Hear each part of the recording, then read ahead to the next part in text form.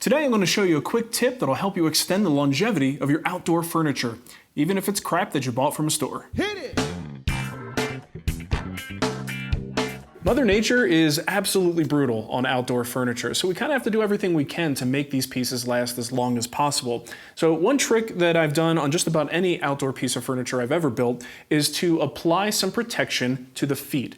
Basically, wherever this piece contacts the ground is a direct entry point for moisture to get in there, and then you have rot and decay, and it starts to decrease the longevity of the piece. So you could put, like a sacrificial wooden pad or something on the feet, but what I like to do is very simple. Using epoxy, I essentially create a sacrificial epoxy pad.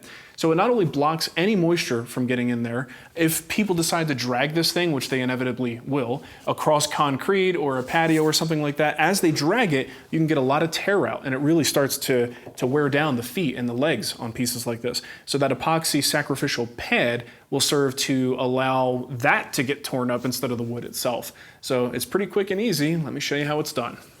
Masking tape is used to protect the sides of the leg while also creating a form for the epoxy to conform to.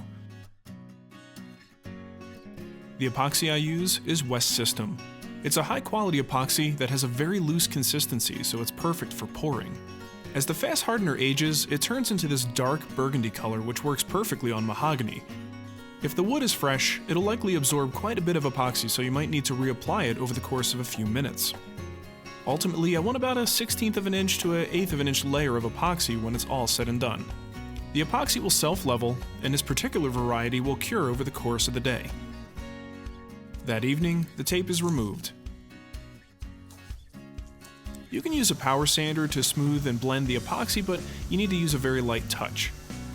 I use it on the heavy stuff only and then switch to manual sanding.